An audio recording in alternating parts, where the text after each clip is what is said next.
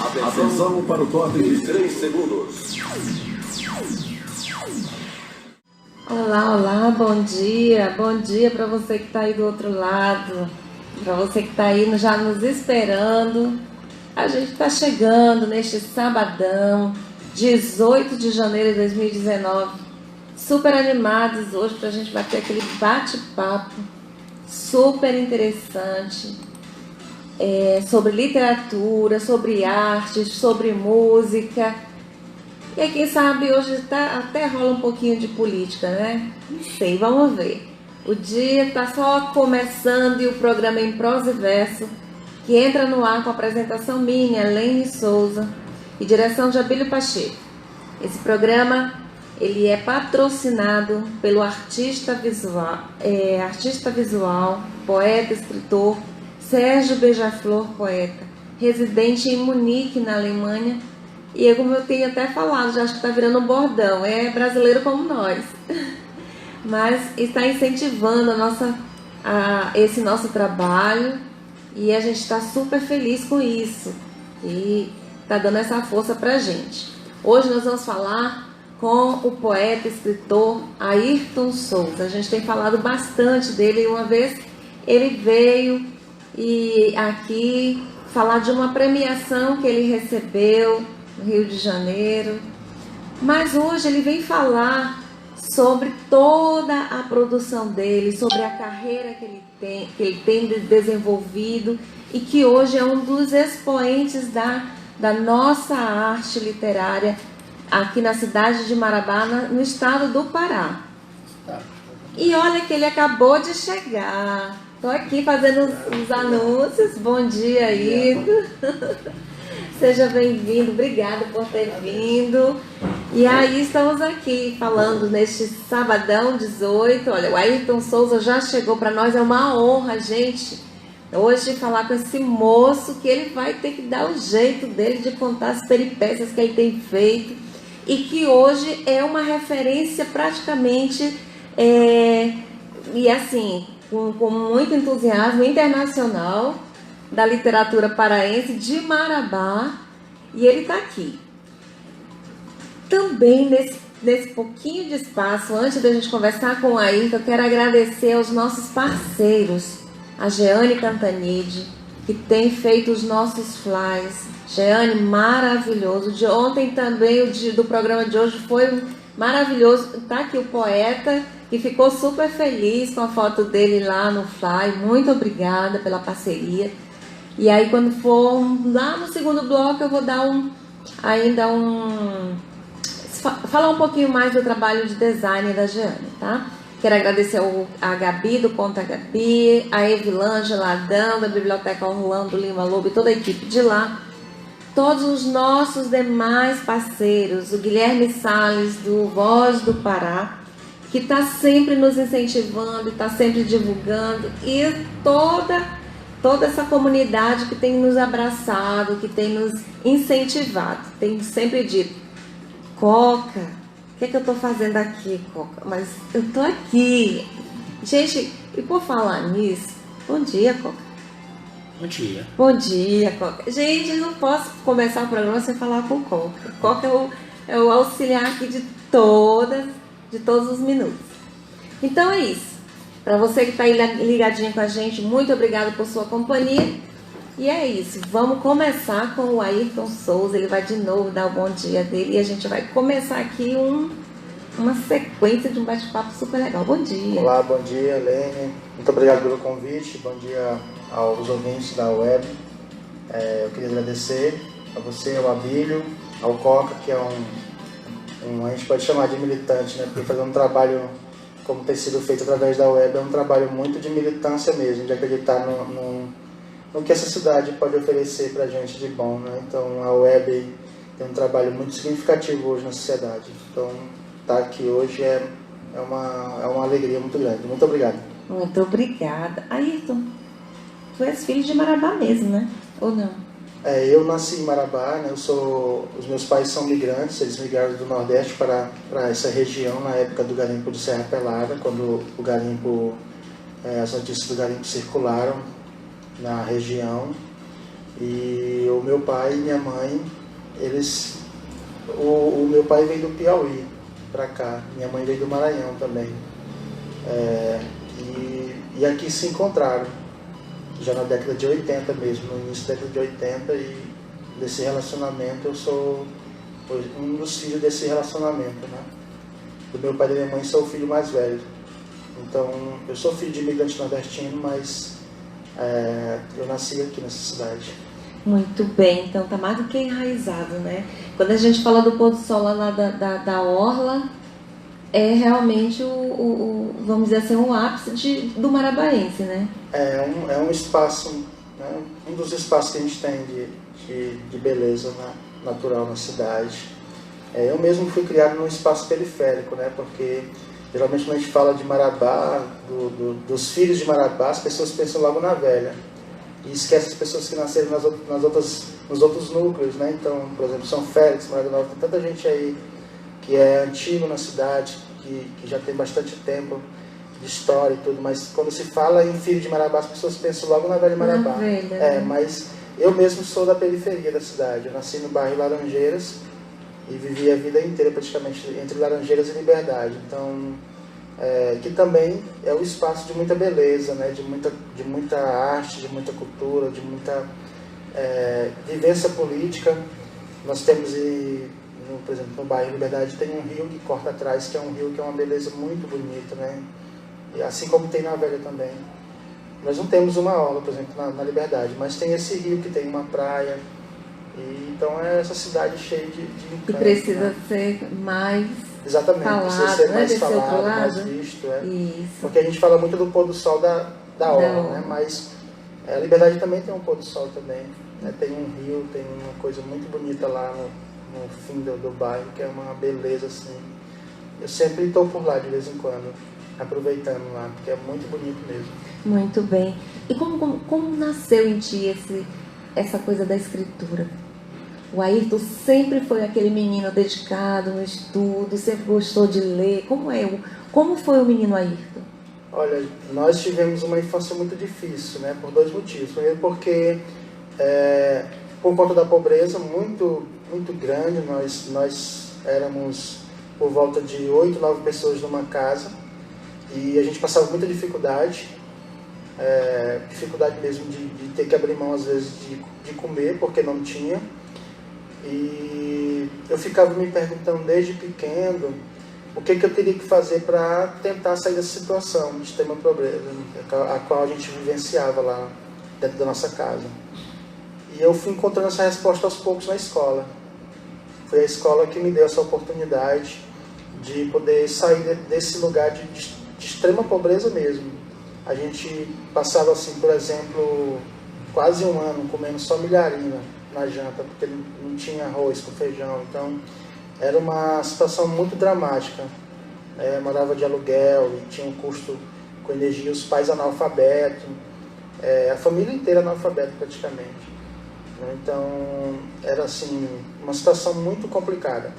Mas foi dessa situação que eu passei a olhar para a realidade ainda muito jovem, por volta de 10, 11, 12 anos. E fui compreendendo que a escola era esse espaço de oportunidade. E a partir daí eu passei a valorizar um pouco mais a escola, né, a olhar diferente para os professores, para o quadro. A minha professora, por exemplo, eu lembro muito bem da minha professora de História, a professora Hilda, que já faleceu. Ela tinha, por exemplo, a 5ª série, mas ela dava aula para o 9º ano, que hoje que a gente chama na época era a 8ª série, né, quando eu estudava. E ela tinha tudo anotado no caderninho, porque ela não tinha livro didático. Então, todos os conteúdos estavam anotados num caderno de brochura, e ela passava aquilo no quadro. Só copiava para o quadro, na verdade, tudo aquilo. Né? E eu ficava pensando como que uma mulher daquela que não tinha nenhuma condição por exemplo, nenhum potencial intelectual, tinha todo um esforço de fazer aquilo, de transmitir aquilo que ela devia ter aprendido com muita dificuldade, né? Porque só tinha até a 5ª série. Então aquilo me encantou, aquilo foi me encantando. E essa escola foi esse espaço de oportunidade, né? Para que eu pudesse estar aqui agora. Olha só que bonito, né, gente? Pensar que nós temos aí uma juventude, adolescentes, pré-adolescentes. Gente, a escola ainda é esse espaço de oportunidade, por isso que a gente, nesse programa, a gente está sempre falando do livro, falando da leitura e trazendo pessoas que estão envolvidas com esse universo, porque nos ajuda a mudar a nossa realidade, não é? Hoje eu sou professor também, né? Foi uma profissão que eu escolhi mesmo para a minha vida. Eu gosto muito de sala de aula, de estar em sala de aula, de poder contribuir com o que eu posso.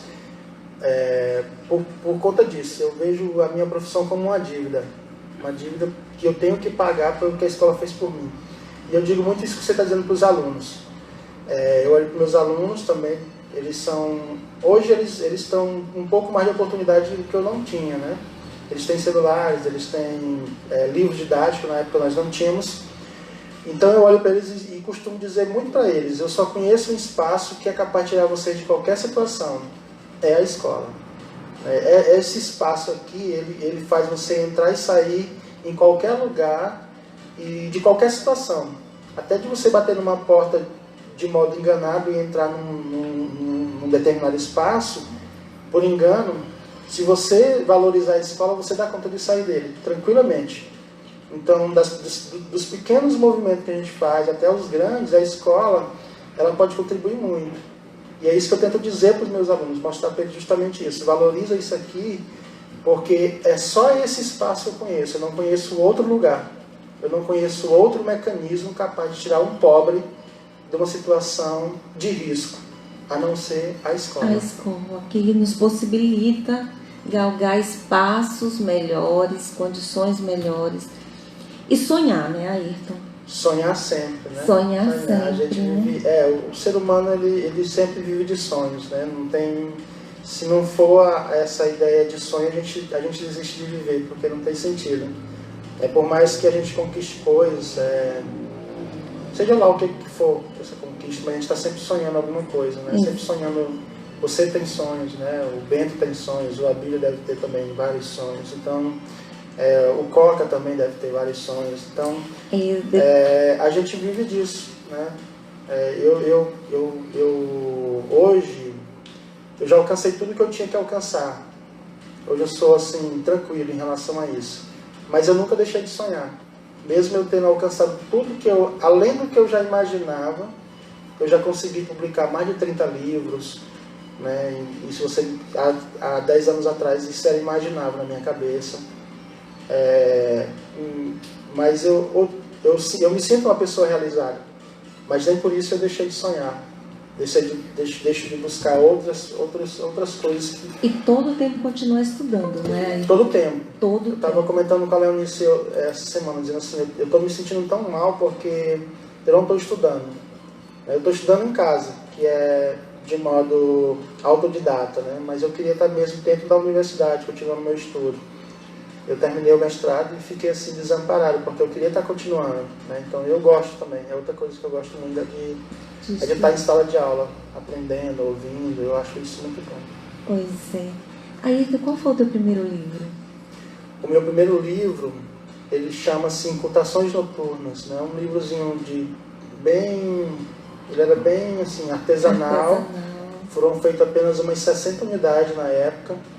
E eu não tenho mais esse trabalho, né, cheio de problemas ortográficos, tudo, porque também eu ainda era um cidadão que ainda estava tentando me encontrar nessa situação da escrita e compreendendo o que é escrever e principalmente compreendendo a responsabilidade que isso tem.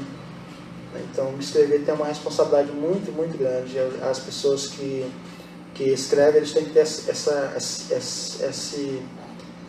não sei nem como é que eu posso dizer, esse sentimento, sei lá, essa obrigação de compreender que ali é uma responsabilidade, né? Porque a gente transmite, de alguma forma, um certo conhecimento, um certo pensamento político, uma certa posição de ser humano no mundo. Então, e é complicado a gente compreender essa relação de responsabilidade, não é fácil.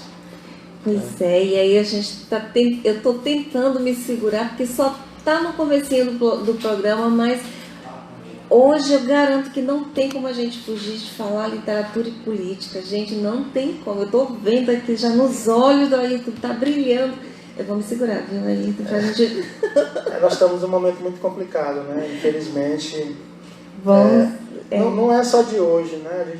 Se a gente for realista, não é só o que está aí colocado, mas o que está colocado hoje é extremo.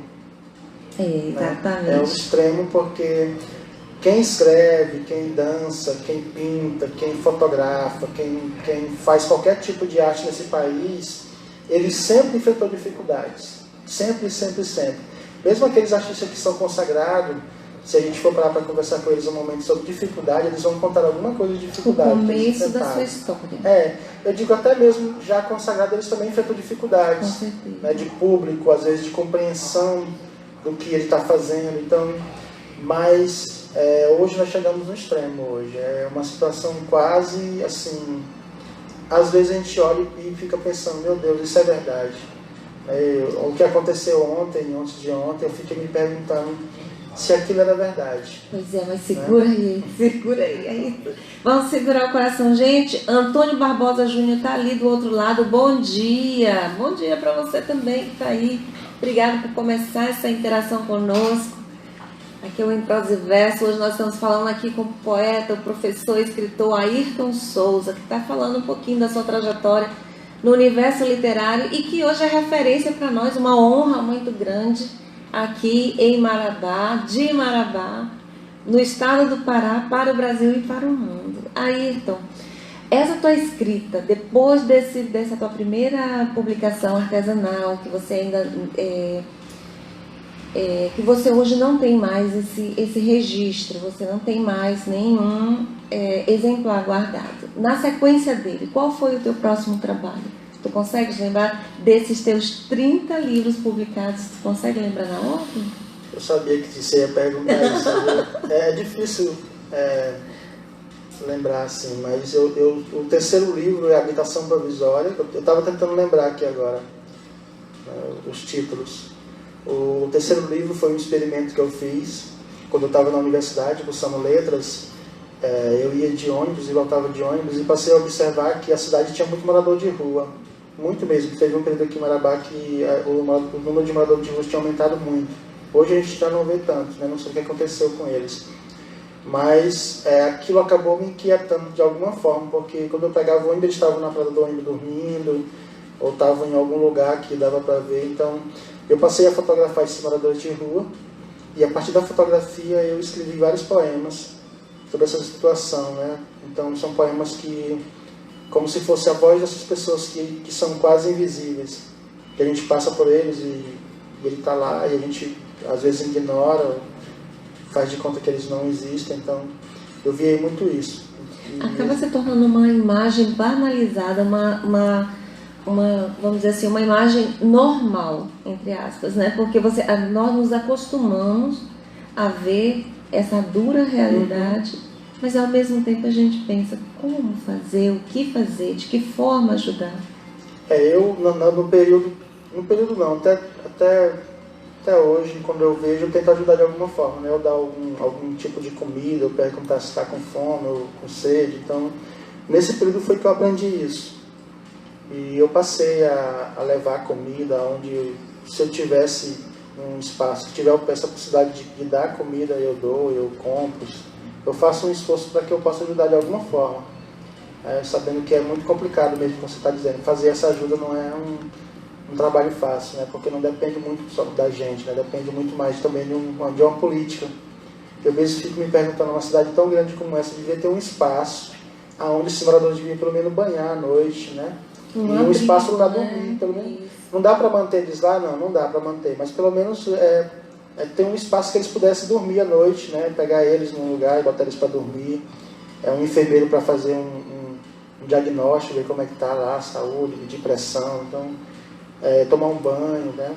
Eu acho que são coisas assim que depende muito da política, depende muito desse potencial político de olhar para isso e dizer, vamos fazer um abrigo para os moradores de rua dormir à noite, só para eles dormir. De manhã a gente solta eles de novo, eles vão para a rua e dizer para eles, olha, esse espaço aqui é de vocês. Se vocês quiserem vir, ter um ônibus ou um micro-ônibus para pegar eles na rua, para levar eles para lá, para tomar esse banho e tomar café de manhã. Eles podem sair para a rua de novo, porque não sei, mas alguns moradores de ruas eles são jogados para essa situação e outros moradores de rua também escolheram aquilo. Eu já ouvi muito depoimento de moradores de rua nas grandes cidades que eles escolheram aquilo para eles. Então é muito complicado você pegar eles e levar ele para um espaço e tal, e querer obrigar que ele fique nesse espaço, não é? Não tem como. Então o certo pelo menos é ter esse espaço que eles pudessem banhar, comer ou dormir à noite numa cama, num colchão. Muito bem. E a tua rotina? Como é a rotina do Ayrton? Ayrton hoje tem publicado 30 livros. Lembro que uma vez, numa atividade que houve na universidade, há muito tempo atrás, acredito que uns 7, 8 anos atrás mais ou menos, e aí foi perguntado para o Abílio: Abílio, como é a tua rotina? Como é que tu consegues fazer tanta coisa? Hoje eu pergunto para o Ayrton, porque hoje nós até comentávamos no programa passado, aqui a Aline, a Cíntia e a Ana Rosa. Gente, é incrível hoje o que o Ayrton faz. É de uma dinâmica tão interessante, produtiva, que a gente fica assim babando, fica feliz de ver os resultados, porque a gente vê. Mas aí para ti, como é essa tua rotina, para que você possa desenvolver esse teu trabalho da escritura com o teu exercício da profissão na sala de aula, que é puxado, né? É cansativo, como é que você concilia? Como eu trabalho no município próximo, Marabá, né, 50 quilômetros, eu tive que abrir mão de uma certa carga horária por conta da despesa de ir e voltar. É muito alta, né? O salário que eu ganho lá é um salário que não é um salário bom, é um dos piores da região. E de alguma forma eu gasto muito desse salário no meu translado para lá, combustível para ir e voltar. Então eu vi que compensava mais eu trabalhar 2, 3 dias lá do que eu ficar a semana inteira ganhando um salário mais alto, mas gastando muito mais. Então eu tenho essa rotina de trabalho que é um pouco pequena para professor, né? Só é 3 dias na semana, 2 dias na semana trabalhando.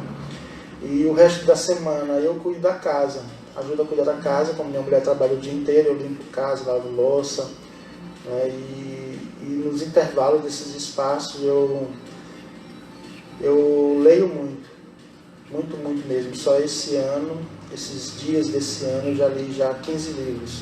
Nossa, então é uma busca incessante por essa questão de conhecimento, de conhecer. Então quando eu estou num espaço ocioso do meu tempo, eu tento ler bastante, refletir sobre a leitura, e ao mesmo tempo eu tenho escrevido muito pouco, muita dificuldade em escrever, eu não sei explicar como isso aconteceu, né? Não sei como é que a gente se explica essa situação, mas a minha escrita tem sido muito pouquinho mesmo. Então tem vezes que eu escrevo, não passo 2 meses para escrever outro.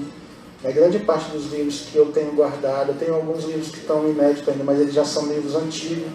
Eu estou só reescrevendo, são livros de um período que eu escrevia muito. Então, tem livros que tem 5 anos guardados, 6 anos, 7 anos guardados. Entendeu? Então, às vezes é um trabalho de reescrita mesmo, mas eu tenho um projeto que estou escrevendo um livro de poemas. Já vai fazer 1 ano agora que eu estou escrevendo ele, só consegui escrever 20 poemas só. Então, para uma produção de escrita, é uma produção muito lenta. Num ano você escrever 20 poemas é muito lenta essa produção. Então, eu não sei explicar como isso aconteceu. Mas a minha rotina é essa, é uma rotina de uma pessoa, de um cidadão comum que limpa a casa, que lava a louça, que vai pagar o talão de luz, que também eu tenho assistido muito filme, né? Tentado fazer outras coisas além da literatura, porque se eu fosse ficar mesmo só empenhado na literatura, hoje eu teria mais dificuldade de viver ainda. Então eu abro mão muito também a única coisa que eu não abro mão é da leitura mesmo. Muito bem. E aí nós estamos aqui conversando com o Ayrton Souza, um professor, escritor, poeta, ativista cultural e aquela pessoa âncora, não sei se ele no sentido, eu espero que entenda no sentido bem positivo da palavra âncora, aquela pessoa mesmo que sustenta, tem dado a mão para muitas outras pessoas, muitos outros artistas, para irem descobrindo esse caminho. E é muito interessante por isso, essa tua solidariedade, esse teu ativismo, no sentido de trazer à tona também outras pessoas que lidam com a literatura, que lidam com a escrita, com a leitura em si, a encontrar o seu espaço. Como é que você pensa essa tua atividade? Talvez não seja nenhum ato pensado, talvez seja só um impulso mesmo de trazer essas pessoas. Como é que por que você faz isso? Olha, é um pouco complicado porque eu não sei como isso foi acontecendo, né? Mas a literatura, o livro, de um modo geral, ele é uma condição que ela tem que ser coletiva. Eu acho que foi mais pensando nesse sentido, de coletividade. Por mais que a escrita seja uma coisa solitária, porque a escrita é uma condição solitária, muito solitária, né?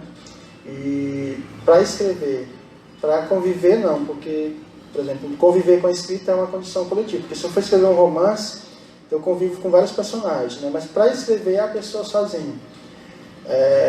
Mas para fora da escrita, a literatura ela tem que ser coletiva. E tudo que eu aprendi são 20 anos agora, eu vou fazendo isso, tudo que eu aprendi nesses 20 anos foi com muita dificuldade. Encontrar editoras, encontrar gráfico, encontrar preço, né? Como fazer tudo isso, foi muita dificuldade porque eu fui aprendendo só. E depois, quando eu aprendi, eu compreendi que eu não podia ficar com isso para mim só. E foi a partir dessa compreensão que eu fui dizendo assim, poxa, eu vou ajudar quem tem, quem quer, quem pode, né? Quem está começando, quer uma dica. Então, foi mais nesse sentido de poder ajudar mesmo. Dizer assim, eu não vou ficar com isso só para mim. Se eu encontrei ali um trabalho, uma gráfica que dá para fazer um trabalho mais barato, se uma editora que faz um trabalho bom e barato, eu vou ajudar as pessoas e digo, não tenho medo de dizer, não tenho nenhum receio, nem nada, porque é como o Antônio Carille diz, né? É nosso direito. Eu encarei muito essa condição de escrever e de ler como o meu direito. Eu nasci pobre, numa periferia, filho de pais pobres, analfabetos, uma família inteira semi-analfabeta, e não me orgulho de forma nenhuma ser o único a ser formado, não tenho nenhum orgulho, pelo contrário, tenho muita tristeza, porque eu queria que meus irmãos também fossem formados, né? E então dizer assim que, poxa, foi muito dificultoso conseguir tudo isso, por que eu não vou contribuir com a pessoa? Então eu faço muito disso, de dizer assim, olha, existe essa possibilidade aqui, né? E o trabalho é bom, o valor é bom, se você quiser fazer, então eu não guardo aquilo para mim, eu não tenho condição de guardar para mim aquilo. De algum modo isso tem me favorecido, e de outro modo tem me deixado triste, porque poucas pessoas reconhecem a ajuda que foi dada. Eu acho que grande parte dos escritores que passaram a publicar livro na região, e principalmente em Marabá, foram pessoas que eu ajudei muito, né, mostrando como é que faz. Teve pessoas que eu digitei livro, que ele tinha um papelzinho lá, eu digitei para ele tudo, e fui procurar gráfico, fiz negócio, e fazia um diálogo com a editora. Então, mais o reconhecimento mesmo, como você está dizendo, né, da pessoa dizer e falar e reconhecer, é muito poucos que falam, que dizem, olha, o Ayrton ajudou, ele contribuiu aqui assim, mas é muito pouco mesmo dos que reconhecem. Então, nesse sentido, eu me acho assim, um pouco, eu fico triste. Essa seria a palavra, eu sinto um pouco de tristeza, mas em compensação eu não posso parar, eu não posso parar de fazer, porque eu sempre tenho dito, o que a gente está fazendo, o que vocês estão fazendo aqui na web, né, você abre mão do seu tempo, eu estava até pensando, poxa, abre mão uma professora, e aí abre mão para fazer um projeto, podendo estar em casa, cuidando da casa do filho, trabalha a semana inteira, mas abre mão para estar num projeto voluntário, sem ganhar nada, mas é porque isso que nós estamos fazendo, Lene, é muito maior que nós. O que a gente está fazendo aqui, isso aqui vai ficar para a vida.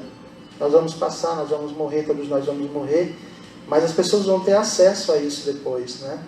Posteriormente, ou daqui 10, 20, 30 anos, as pessoas vão ter acesso. E, por exemplo, quando eu falo sobre escola, isso pode tocar alguém. Diz assim, porra, a escola é importante, eu vou valorizar, vou respeitar a escola. Então, é porque é maior do que a gente, é maior do que nós. Então, por isso que às vezes eu continuo ajudando, falando, indo e faço questão de estar, de poder estar junto, porque eu compreendo que não é o Ayrton, mas é um projeto que está além do Ayrton, além da pessoa lá, que vai ficar depois para as pessoas, né, para tocar alguém. Então por isso que eu continuo mesmo assim ajudando. Muito bem, olha só, Silvanei Silva, parabéns pelo programa, obrigada Silvanei. Gente, nós estamos hoje, nesse sábado, 18 de janeiro, são 8 horas e 34 minutos.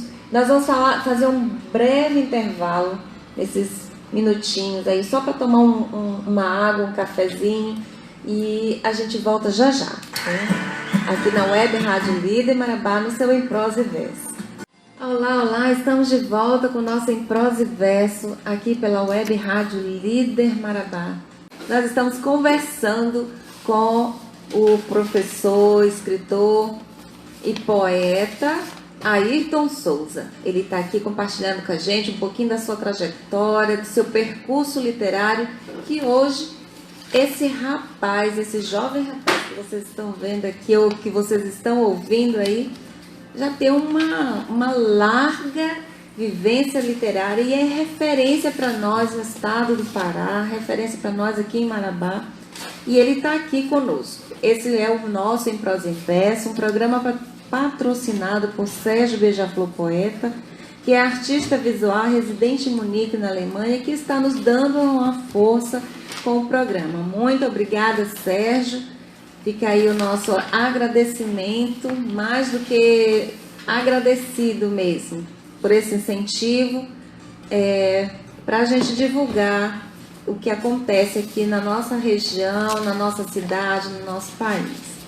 E aqui, olha, o Coca colocou para nós aqui as nossas mídias, a fanpage. Para quem não sabe, a nossa fanpage é Web Rádio Líder Marabá. E aí lá no Insta é @Web Rádio Líder. E aí você vai estar acompanhando a nossa programação.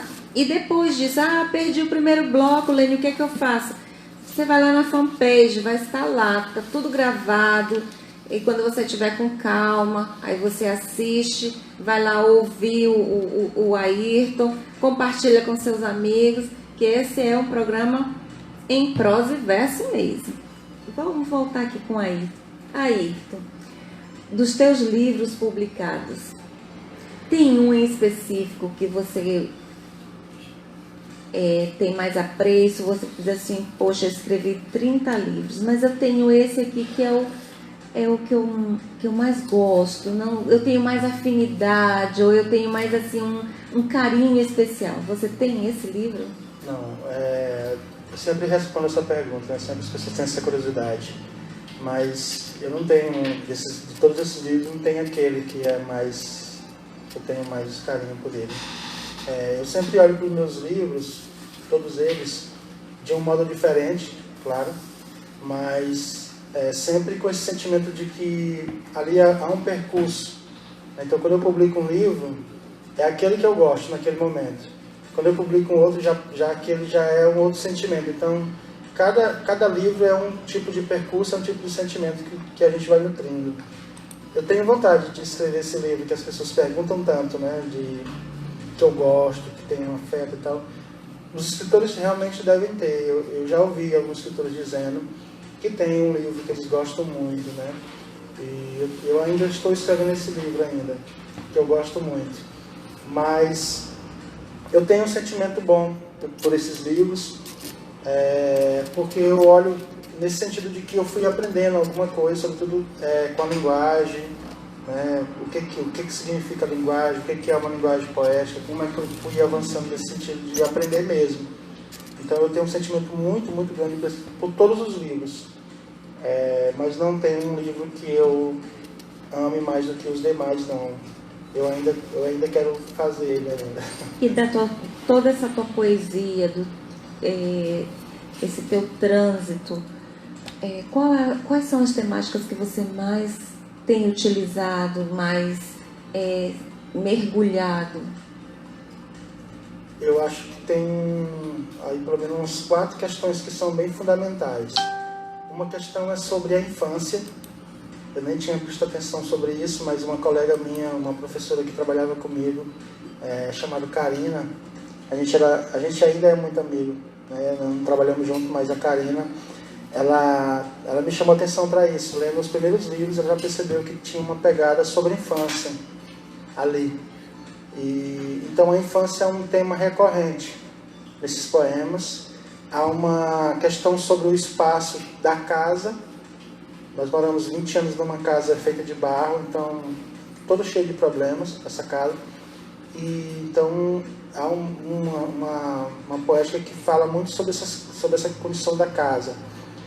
E há uma poética mais forte ainda no meu trabalho, que é sobre a questão da ausência, que aí implica em várias questões, que é a ausência, perda, saudade, morte. Então essas temáticas são muito recorrentes, né? Que são questões que eu fui lidando mesmo no decorrer da vida, que eu fui a casa com muita dificuldade, a infância também muito problemática, várias tragédias que eu passei ao longo dos meus últimos anos sobre perder parente. Então tudo isso acabou influenciando o meu trabalho de escrita. E é um trabalho que eu preciso dizer, é um trabalho que eu faço hoje, que eu me sinto muito bem fazendo, né? Eu acho que o mais importante para a gente que escreve, em qualquer profissão, né? Até a do Coca que está aqui, que coordena o trabalho da web, eu acho que em qualquer profissão que a gente lidar, Coca, é a questão de fazer por gostar. Né? Então você tem que gostar daquilo. É claro que nesse país que é tão desigual, nem todo mundo tem essa possibilidade. Eu acho que a grande maioria não tem essa oportunidade. Você for no Mateus, por exemplo, no supermercado, perguntar para a pessoa, você está aqui porque você gosta ou não? Eu tenho certeza que ali, se tiver 2 ou 3 pessoas que estão lá porque gostam, é muito, né? Eu acho que estão lá porque foram implicadas em estarem ali. Diferente de, por exemplo, eu sou privilegiado, porque o que eu faço é o que eu gosto. Eu sou professor porque eu gosto e lido com a escrita porque realmente eu gosto. Então, eu faço aquilo e me sinto bem fazendo aquilo. Muito bem, isso aí é o Ayrton.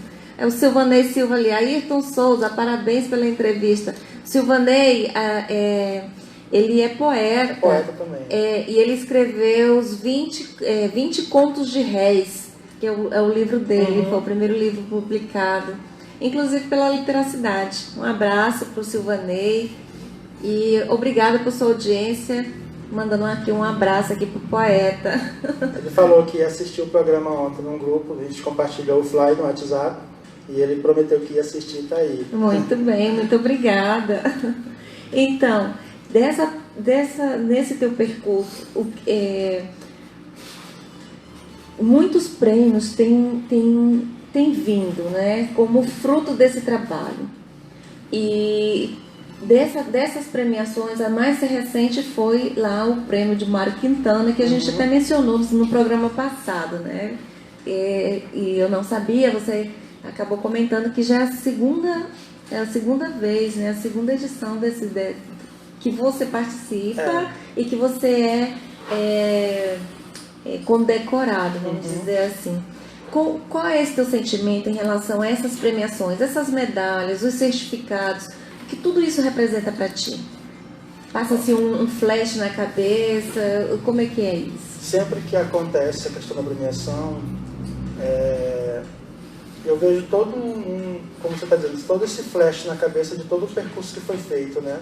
De todas as dificuldades, de todas as portas na cara que eu recebi quando eu comecei a produzir, de pessoas que não acreditaram mesmo que eu poderia chegar até ali. Então eu penso em tudo isso, eu não esqueci de nada até agora. São 20 anos fazendo isso, então desses 20 anos eu lembro de quase todas as dificuldades. Eu nunca tive apoio, patrocínio, ajuda de nada, tudo. Inclusive eu até desisti já disso. Definitivamente eu desisti de buscar apoio, patrocínio, porque com relação à cultura, é muito vergonhoso, muito difícil. Muito vergonhoso pra gente ficar indo atrás e tudo, só recebendo não. Às vezes você vai 3, 4, 5, 6 vezes, 10 vezes atrás da pessoa e no final a pessoa ainda, né, não ajuda. Então eu definitivamente abri mão disso. Admiro quem continua, admiro quem vai, quem bate. Não é muito meu forte. Mas a premiação, ela tem várias simbologias, né, para nós. Primeiro porque nós estamos numa região periférica do país. E quando você participa de um prêmio que ele é nacional, como é o Mário Quintana, e você acaba ficando entre os vencedores, de um certo modo você chama atenção para o lugar.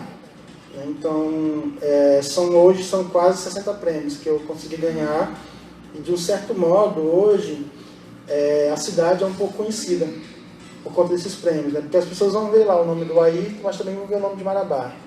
Então isso tem um peso muito bom para mim, porque eu acabo também levando o nome da cidade, nesse sentido, da premiação, né? Num prêmio nacional que tem às vezes 1.000 inscritos, 400, 300, e você acaba ficando entre os 3 primeiros, ou em segundo, ou primeiro, como já aconteceu com o Mário Quintana. E um prêmio que é feito na região sul, né? Numa distância extrema de onde nós estamos. Então isso é um sentimento de muito... A primeira vez que aconteceu eu fiquei assim, extasiado, porque foi ao vivo. Você não sabe em que lugar você ficou. Você sabe que você está sendo premiado, eles avisam antes, mas não dizem em que lugar qual foi a sua classificação. Se foi primeiro, segundo, terceiro. E eu estava assistindo a transmissão do resultado ao vivo em casa, quando saí em primeiro lugar eu gritei, pulei tudo, porque é gratificante, né? É o reconhecimento de um trabalho, como nós dissemos no primeiro bloco. É um trabalho que é feito solitário. E a premiação é um dos fatores de reconhecimento desse trabalho. É alguém que pegou para ler, é um grupo de pessoas que pegaram para ler e foram atribuir notas, que é assim que acontece. Atribui as notas, no final soma essas notas e vê quem ficou em primeiro. Então, ficar em primeiro lugar num prêmio que tem 300 inscritos, 400 inscritos, que são, diga-se de passagem, pessoas também que estão sonhando com aquilo, né? Então, de um certo modo, é até difícil explicar essa relação, mas é muito prazerosa, é muito bom ver o nome da cidade ganhando espaço, ver a literatura da cidade ganhando espaço nessas premiações. Eu até trouxe aqui hoje uma coletânea, que eu posso até deixar para fazer o sorteio. Obrigada. Que é do prêmio Carlos Drummond de Andrade. Esse aqui é do prêmio do Sesc. O Sesc organiza esse prêmio de 2 em 2 anos em Brasília. E eu trouxe para ler um poema que está aí, que venceu, aliás, que foi um dos finalistas da premiação, né? Esse prêmio é muito conhecido no país inteiro. Ele tem uma premiação muito boa, que é uma premiação em dinheiro, e também a publicação dos textos vencedores no livro. E eu trouxe para ler o poema que ficou entre os vencedores nesse prêmio Carlos Drummond de Andrade.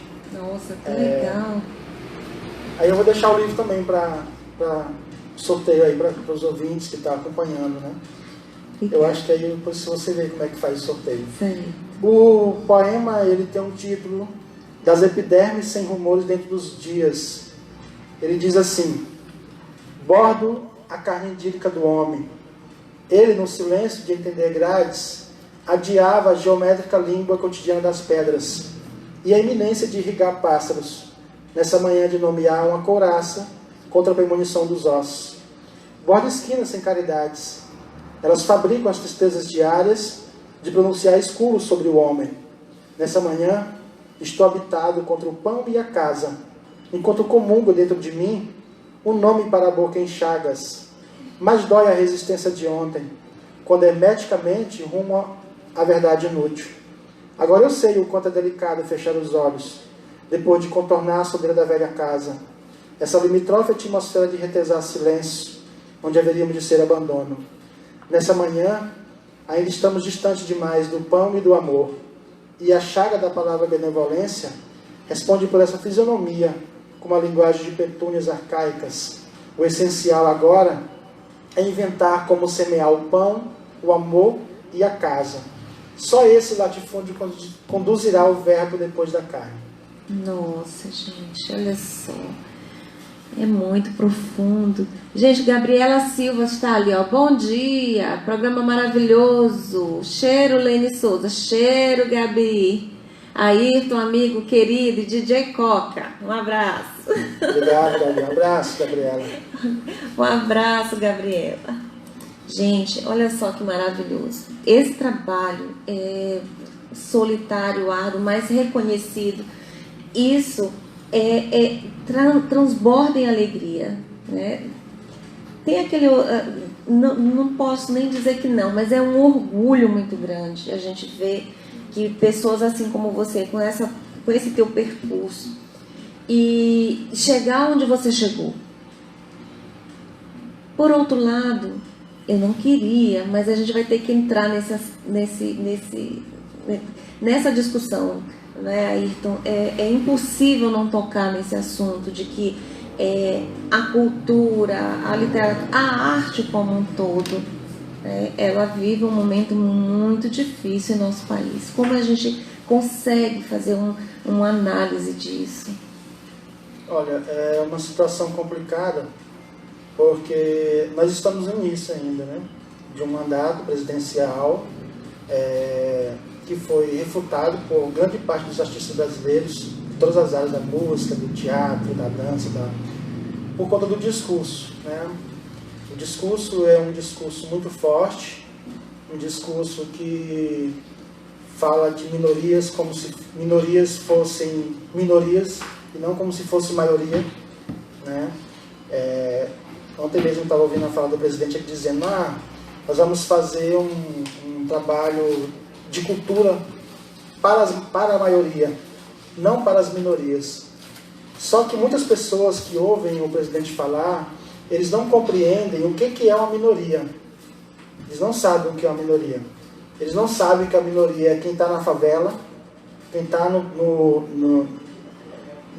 na pobreza, quem é negro, quem é pobre, quem é mulher, quem é homossexual. Então tem uma gama de pessoas que fazem parte da minoria. Que o resultado final, somando esses grupos de pessoas, é a maioria da população brasileira hoje. É o grande número, é a grande massa. Então, se um presidente está dizendo que vai fazer uma política para a maioria, ele está dizendo, em questão, diretamente, está dizendo que vai fazer uma política para a minoria, que é para um grupo de pessoas que é a minoria em quantidade, e não para a maioria da população brasileira, que é a minoria, no conceito de minoria que a gente conhece. Então, é um momento devastador. Você tem um Ministério da Cultura fechado, que foi um dos primeiros atos que foram feitos. Quando você fecha um ministério, você acaba com muita política que existia, política de incentivo, de valorização, de reconhecimento, que existia, porque essas políticas, elas são feitas através de leis. Quem trabalha com cultura, como Genival, ele sabe disso. Ele sabe que toda política pública ela é feita através de lei. Tem que ter a lei para amparar a política pública. E essas leis, ela tem como majoritariamente como representação o Ministério da Cultura. Se você fecha o Ministério, automaticamente as leis perdem valor. Por mais que ela seja uma lei, eu não sou do direito, mas quem é do direito sabe que leis não perdem valor assim muito fácil, tem que ser revogada e tal, tem uma série de linguagem que eu não compreendo bem. Mas se você tira um órgão que é majoritariamente representação dessa lei, ela, por mais que ela não perca valor, mas ela está enfraquecida. Ela perdeu o valor, ela está enfraquecida, totalmente enfraquecida. E aí no Brasil hoje a cultura é esse enfraquecimento. Você tem aí projetos sendo feitos para desmonte do pensamento, do acesso ao livre pensar, do acesso ao livre expressão. Nós vimos antes de ontem o lançamento de um edital para reconhecimento e valorização, E quando você lê o texto de apresentação, é um terror.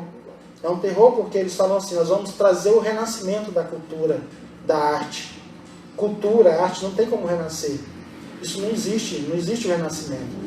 É como se a pessoa dissesse: nós vamos trazer de volta a origem, não sei o quê. É como se estivesse negando tudo que tem sido produzido, tudo que está em andamento, tudo que está acontecendo no país. Não é isso? É uma negação de modo pejorativo, um assassinato de verdade, um assassinato das pessoas que estão na periferia, das pessoas que estão produzindo, dançando, pintando, sonhando, e é um assassinato simbólico.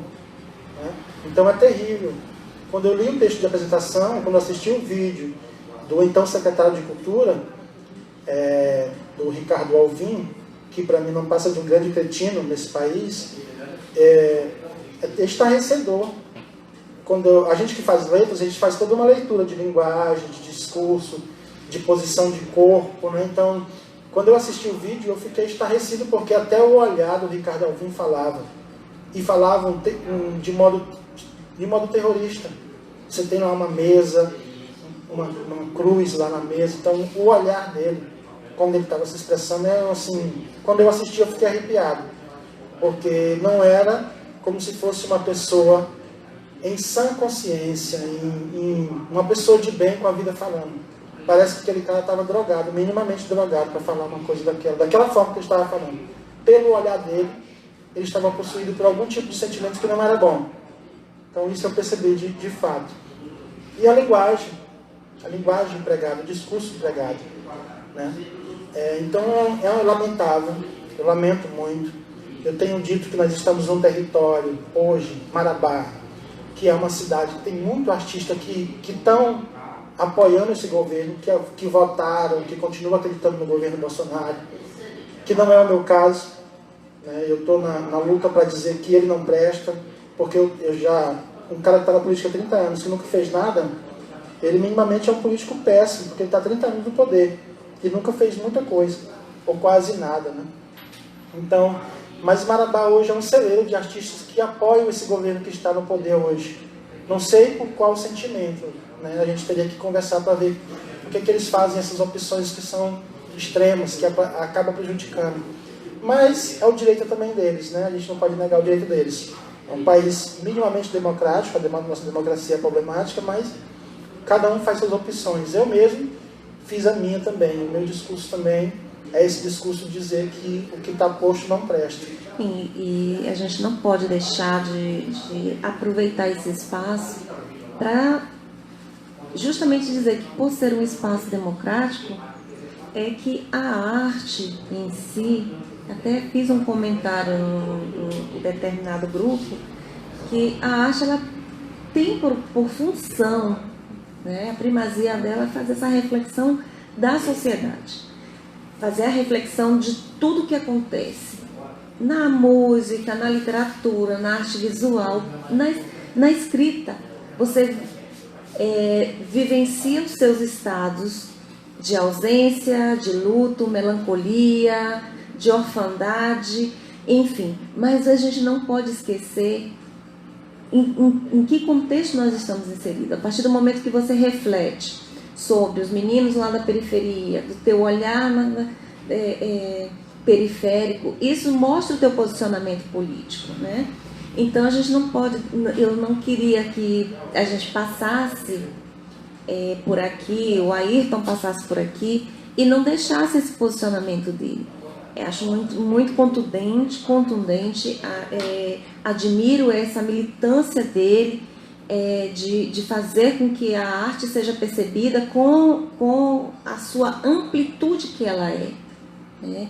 E esse posicionamento ele é importante hoje, a gente falar e dizer que a gente não pode deixar que esse cerceamento da cultura ela chegue num ponto, num espaço em que a gente fique tão sufocado, que não consiga manifestar os nossos posicionamentos, né? Então, eu queria muito que a gente tocasse nesse assunto, Ayrton, mas vamos agora vamos dizer assim, arrefecer um pouquinho e vamos falar um pouquinho de uma coisa mais amena, mas não menos, vamos dizer assim, trabalhosa, um outro caminho que você traçou dentro do seu percurso de escrita, que é a Aranha Mariana. O que é a Aranha Mariana? Como foi que você chegou na Aranha Mariana? Como esse livro é um livro bastante antigo também, ele deve ter já uns 7, 8 anos que foi escrito, ele era para ser um poema, com um poema bastante rimado. Essa ideia mesmo de tentar atingir o público infantil, que contasse uma história de uma aranha que se apaixonou pelo mar e pudesse viver esse amor platônico, né, esse amor impossível.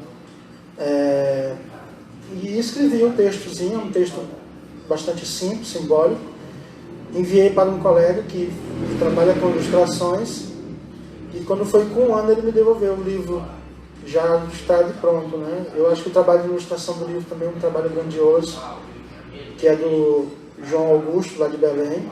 Então, para mim, um dos maiores ilustradores que a gente tem na Amazônia. E ele transformou esse livro nessa Aranha Mariana. Esse poema, que era um texto que conta essa história dessa aranha que se apaixonou pelo mar, e faz essa reflexão a partir dessa questão do amor. E a partir daí o João pegou o texto e transformou nesse livro, que ficou uma coisa muito bonita, né? O Aranha Mariana, que é um dos livros que tem encantado o público infantil ao longo dessa trajetória. Então é isso. E o livro ele recebeu uma premiação depois de publicado.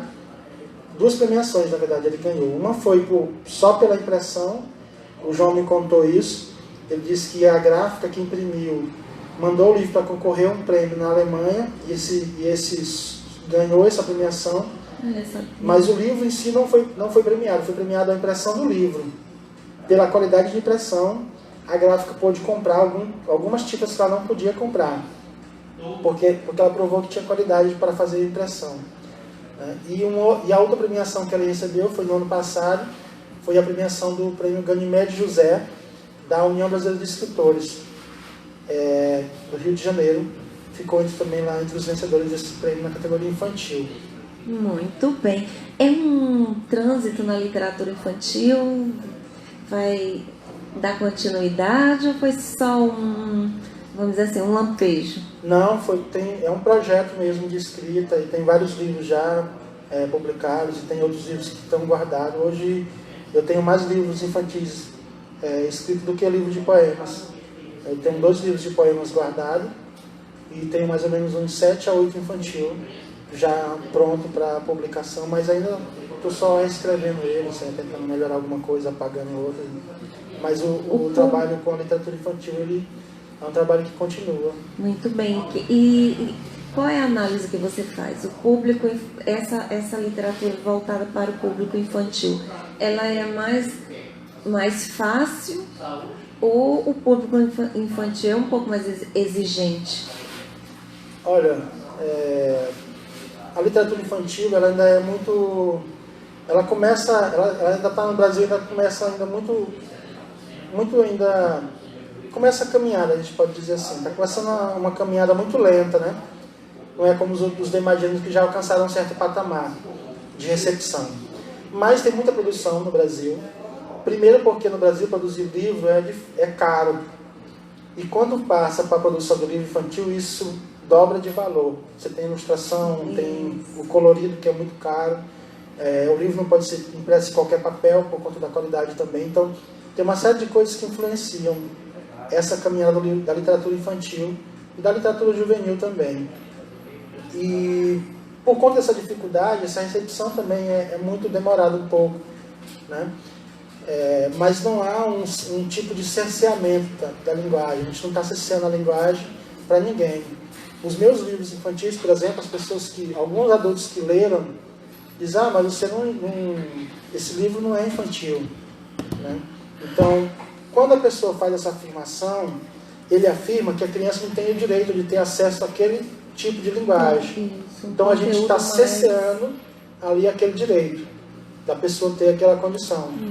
Então, eu não sei analisar se o público de Marabá é exigente ou não, porque eu nunca fui convidado para fazer uma fala e ouvir também o público infantil para saber como é que é a recepção. Esses livros nossos, de todos nós que trabalhamos com literatura na Marabá, não tem nas escolas, porque não há um programa de aquisição de livros no município. Então, os livros que tem, eles são doados, às vezes é 1, 2 no máximo, mas não há um programa de levar a literatura da cidade para dentro da sala de aula. Infelizmente não há, e nunca houve.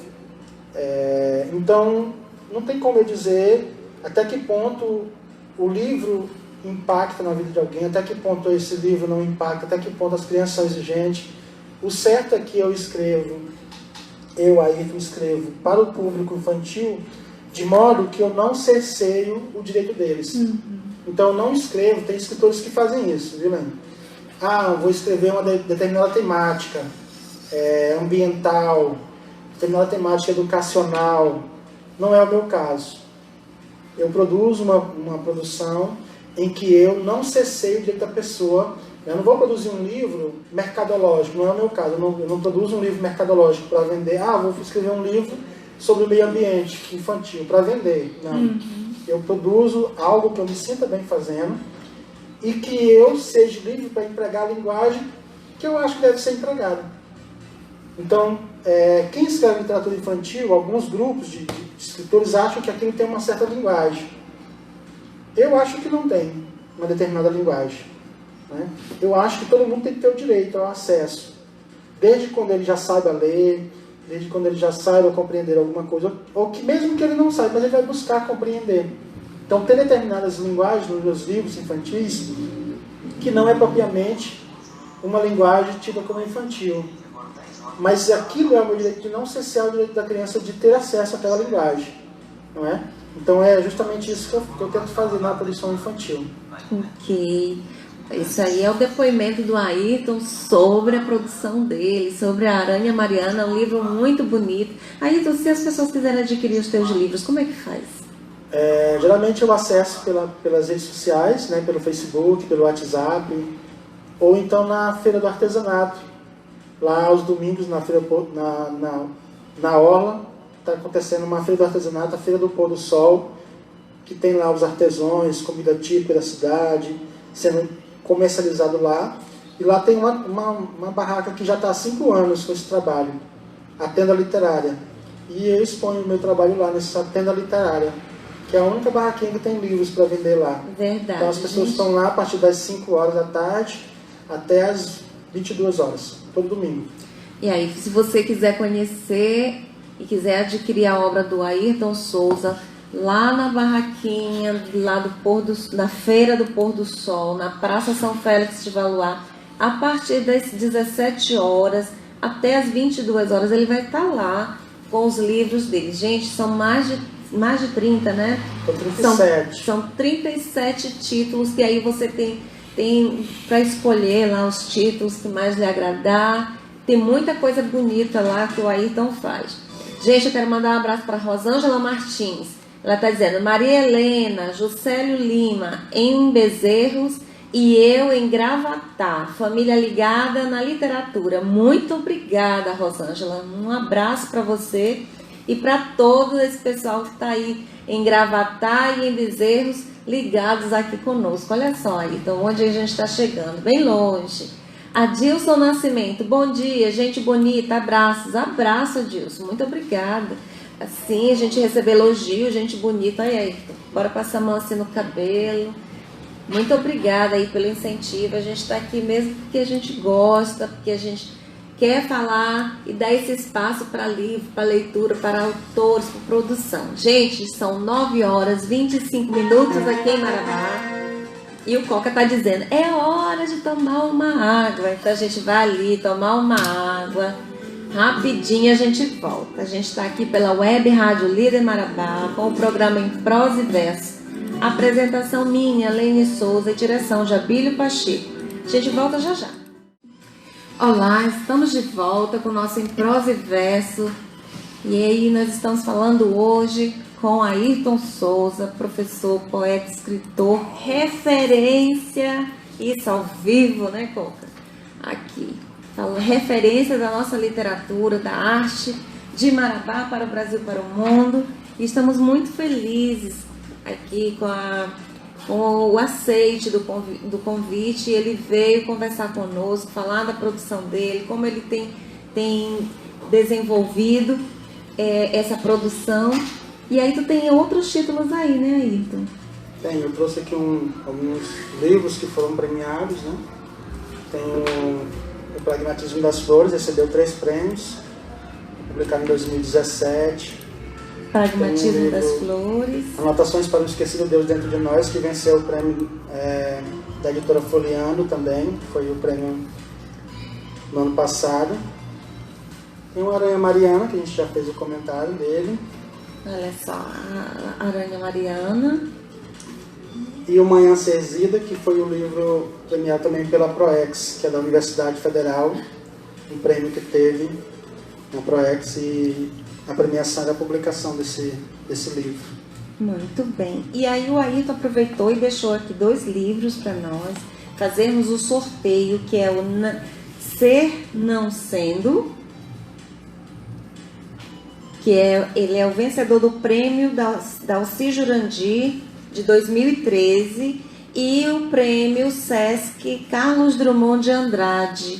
Então, olha só, você que está aí ligadinho conosco, no próximo sábado a gente vai fazer o sorteio para quem fizer o comentário, tá? No programa, que estiver aqui com a gente vai sortear esses 2 livros no sábado que vem. Muito obrigada, Ayrton. Eu que agradeço. E aproveitando a oportunidade da agenda cultural, o Ayrton está com um projeto de muitos, né?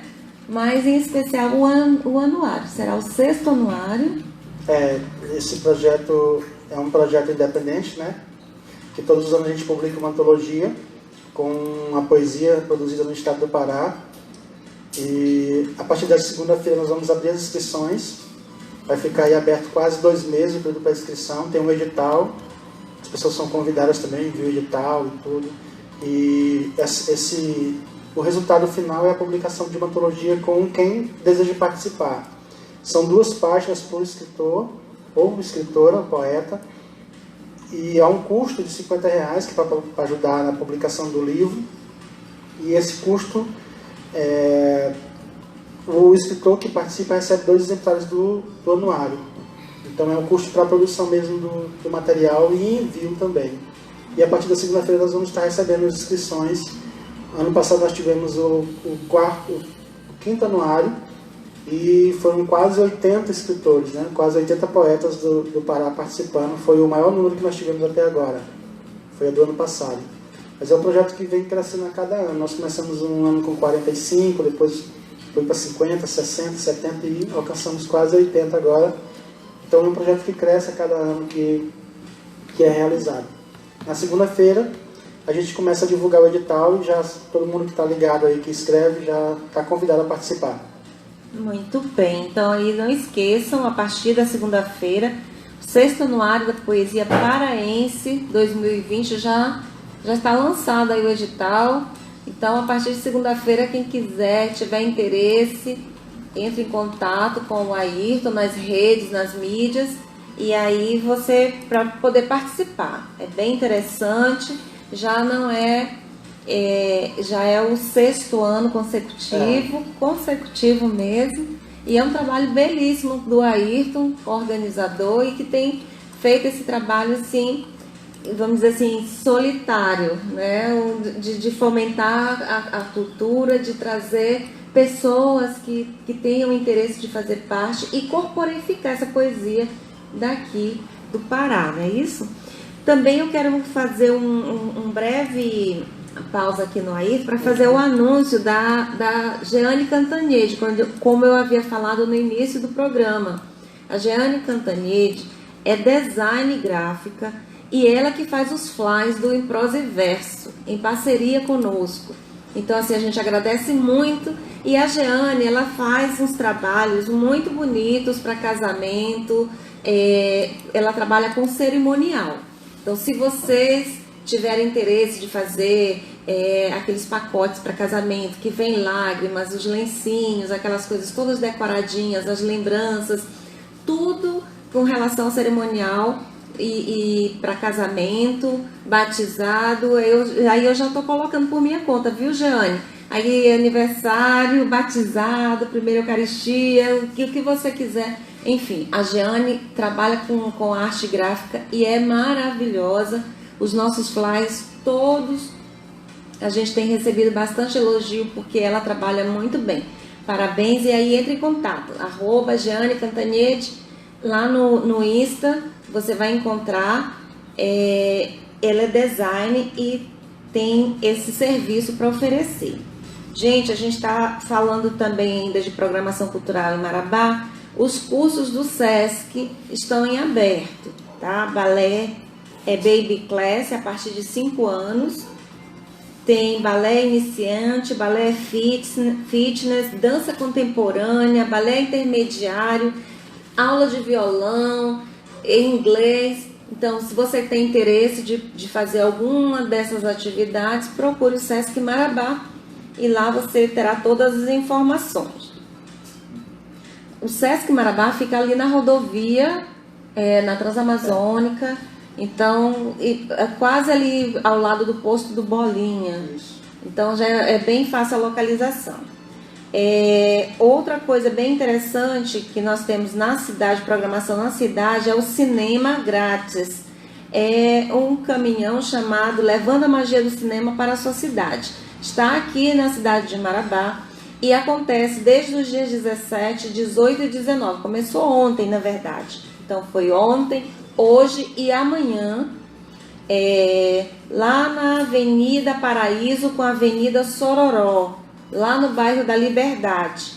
O ponto de referência, a Escola Municipal Irmã Teodora. Então, a partir das 7h30 da manhã já tem sessão de cinema lá, tá? Então, 7h30, aí em seguida, 8 horas, 10 horas, 14 horas, 16 horas e 19 horas. Vá lá que tem uma programação muito bacana. Desde Pantera Negra, tem uma porção de filmes bacanas. Então, fica aí essa dica de atividade. E você que, por acaso, procurando o que fazer no final de domingo, no final da tarde de domingo, vá na Praça de São Félix de Valuá, que lá acontece a Feira do Pôr do Sol, uma feira de artesanato, e que tem comidas típicas, e também um espaço muito amplo para a garotada se divertir, tem patinete. Você pode levar a bicicleta da sua criança, pode levar o carrinho lá, que tem um espaço para as criançadas todas se divertir. Né? E lá na Feira do Pôr do Sol tem a barraca literária do poeta e escritor Ayrton Souza. E lá você vai encontrar 37 títulos maravilhosos para você encontrar uma leitura bacana, uma leitura que edifica, uma coisa assim bem cult, como eu tenho falado aqui. E aí, Ayrton, eu queria finalizar, a gente já está quase pertinho de encerrar o programa, mas eu queria tecer um comentário que para mim foi uma coisa assim muito marcante, esse ano de 2019, que foi na Feira do Livro de Marabá. A feira que foi lá no Centro de Convenções e que você teve uma participação junto com o Eliezer Carrias, né, e a Rosa Pérez, se eu não estou enganada. Eram vocês três no ano passado, isso, na Feira do Livro. E você estava falando do livro, eu acredito que foi do Pragmatismo das Flores, um livro bem marcante, que ficou assim, que chamou muita atenção. No Pragmatismo das Flores você está falando muito da sua ausência, das suas dores, das suas perdas. E um comentário que foi fantástico, para mim encerrou a noite, foi aquele comentário do Inácio Loyola Brandão a respeito da sua produção. Ayrton, como você se sentiu naquele momento? Olha, Inácio, uma referência da literatura brasileira, falando sobre aquilo que ele viu lá, sobre a sua emoção, sobre a sua escrita. O que representou aquele momento para você? Eu tenho gravado em vídeo, né, aquela fala dele. Nossa, foi fantástico. Eu tenho gravado em vídeo. Inácio, para quem não conhece, acho que uma referência na literatura brasileira. E logo no finalzinho desse ano ele ingressou na Academia Brasileira de Letras também, como imortal, merecidamente. A gente costuma fazer muita crítica às academias, principalmente a BL, mas lá tem escritores de grande potenciais, como o Inácio é um desses escritores que fazem parte agora da BL. Eu fiquei assim, foi uma noite que eu quase não consegui dormir, na verdade, porque é uma admiração muito grande que eu tenho pelo Inácio, pela obra dele, e ouvi ele falando, né, do potencial, do que ele tinha ouvido ali aquela noite, e eu fiquei muito assim, muito feliz, né? Foi até meio compreensivo, porque nós ficamos lá no bate-papo e eu não tinha dado conta que ele estava lá assistindo. E quando ele pediu para falar e falou comentário sobre a produção, sobre o livro, eu fiquei muito assim, eu fiquei extremamente feliz, extremamente surpreso pela fala, extremamente feliz porque cada vez mais os escritores que são consagrados, eles têm se eximido de reconhecer outros escritores, né? Principalmente agora. Mas assim, quando você vai para uma entrevista com um escritor consagrado, você pergunta quem você está lendo, quais são os escritores contemporâneos. Eles se eximem, eles não falam nome. Eles costumam dizer, estou lendo aí várias pessoas, porque raramente eles citam algum nome. Então quando você vê um escritor como Inácio falando, né, se posicionando a favor do seu trabalho, é um reconhecimento mesmo grandioso. Então eu fiquei muito feliz naquele dia. Pois é, para mim foi assim, foi o ápice daquela noite, né? Foi o reconhecimento mesmo de um trabalho de muito tempo, como você falou, de 20 anos, né? E, gente, eu fiquei abismada. Gente, o Inácio Loyola Brandão tecendo um comentário sobre o pragmatismo das flores, do Ayrton Souza. Esse livro, ele tem uma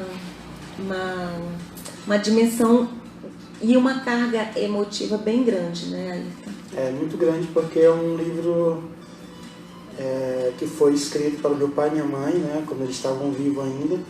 E a intenção era fazer mesmo uma surpresa para eles, como uma espécie de pagamento por tudo que eles fizeram por mim. E infelizmente não tive chance de mostrar a eles porque eles morreram no tempo que o livro estava sendo produzido. Logo um morreu e um mês depois morreu o outro. Então acabou que eu perdi essa oportunidade de recompensá-lo em parte pelos que fizeram por mim. Mas é um livro muito significativo, né? E também, além disso, o livro tem um potencial na linguagem muito grande. Então me recompensa por essas duas partes. Por o que eu pude fazer pelo meu pai e pela minha mãe, na poesia, e por essa parte de olhar para o livro e dizer assim, poxa, era isso mesmo que eu queria ter feito. Ele foi publicado pela editora em São Paulo, Penalux, que é uma editora que vem publicando vários autores que estão iniciando e outros autores já consagrados em São Paulo. E também venceu 3 prêmios literários. Então é um livro que eu gosto muito. Se fosse assim, se eu tivesse com uma faca no pescoço para dizer quais livros você gosta mesmo, eu colocaria esse entre eles. Então vamos colocar aqui uma canetinha no pescoço do Ayrton. Eu colocaria esse livro entre esses livros, que significa muito para mim.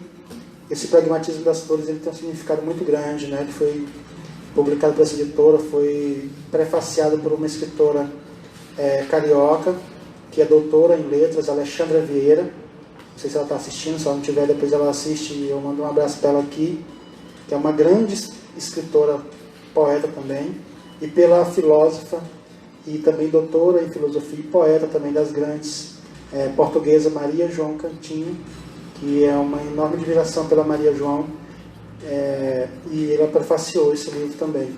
Então é um livro que significa muito nessa caminhada de aprendizagem da poética.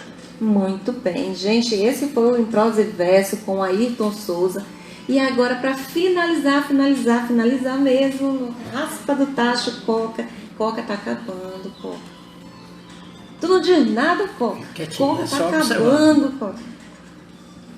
O que você deixa, qual a mensagem que você deixa para os escritores, para as escritoras que estão aí? Um posicionamento em relação a tudo que a gente está vivendo e com relação ao fomento à escritura. Eu acho que, de um modo geral, nós que escrevemos, né, somente na região amazônica, nós temos um percalço muito maior do que quem escreve em outras regiões. Nós temos muita dificuldade. Então eu gostaria de dizer para quem escreve, quem produz, que não desistisse, né, encarasse aquilo como uma tarefa de direito e uma tarefa de dever ao mesmo tempo. Direito adquirido e dever de cumprir alguma coisa que nós não sabemos o que era ainda. Mas que não desista de produzir, não desista de sonhar nessa produção, não desista de acreditar no que escreve e continue no projeto de levar a leitura, levar o livro às pessoas, que só isso é capaz de transformar nosso país. Nós estamos em um momento conturbado da política brasileira e, como você disse, o posicionamento é muito importante, né? Se posicionar agora, nós não podemos nos acovardar, não podemos ficar calados frente ao que está acontecendo. Então, quando a gente abre a boca para falar, a gente consegue mover alguma coisa, que foi o resultado da demissão da exoneração do Ricardo Alvim foi porque as pessoas começaram a falar. Se aquilo passa em branco, se aquele depoimento passa em branco, as coisas ficam ainda mais dificultosas, mais do que já estão. Então, é se posicionar mesmo. Se posicionar politicamente, se posicionar artisticamente, tá? E dizer no mais é isso. Tem projeto de romance por aí? Tô tentando. Eu acho que eu em relação à poesia, eu tenho caminhado uma caminhada muito difícil, então estou tentando fazer outras coisas que não seja poesia, né? E a poética, praticamente, parece que eu já fiz quase tudo que eu tinha que fazer com a poesia. Então eu estou tentando outros gêneros, experimentando escrever outras coisas que não seja poesia, certo? Muito bem, muito obrigada, Ayrton. Quero te agradecer. Leonice, a Léo tá ali atrás, gente. Ela não gosta muito de aparecer, não, que ela é bem assim, tímida.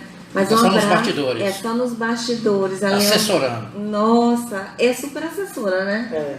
A Léo tá ali, eu sempre falo, vou repetir, e sempre que eu tenho oportunidade de dizer, eu digo, a Léo, uma pessoa que eu conheci, a gente pouco tem contato, mas uma pessoa assim que, assim, as almas bateram, e eu amo de grátis. Eu sempre falo isso brincando, mas verdadeiramente é uma pessoa assim que eu tenho um carinho muito grande pela Leonice, e apreço a amizade pelo Ayrton. Muito obrigada, gente. Esse foi mais um Em Prosa e Verso. Agora eu tô acabando de verdade.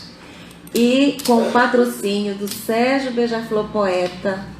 Sérgio, muito obrigada por seu incentivo, por seu apoio. O Sérgio está lá em Munique, mas está nos incentivando, está nos apoiando, patrocinando esse programa. Muito obrigada. Você que está aí do outro lado, que está ouvindo a gente falar sobre cultura e arte, e se você tiver interesse de patrocinar, não se acanhe, a gente não tem vergonha de dizer, aceitamos de bom grado o seu patrocínio, tá certo? E aí a gente vai mandar um abraço para o grupo do WhatsApp 1000 Poemas pela Democracia e o Clube Latino-Americano de Escritores. E aí fica um abraço também para o Valdinar. Oi, Valdinar, um abraço. Ele no sábado passado disse que chegou tarde, mas hoje acho que ele chegou mais cedo. Um abraço para você, muito obrigada por estar aí conosco. Quero mandar um abraço para o grupo dos escritores paraenses, para o grupo dos escritores AESP e para a Academia de Rondon do Pará, todo mundo aqui por perto. Esse foi mais um Em Prosa e Verso pela Web Rádio Líder Marabá, com a apresentação minha, Lene Souza, e direção de Abílio Pacheco. A gente se encontra com certeza no próximo sábado aqui na Web Rádio Líder. Tchau, tchau. Web Rádio Líder. Tá na web, é líder.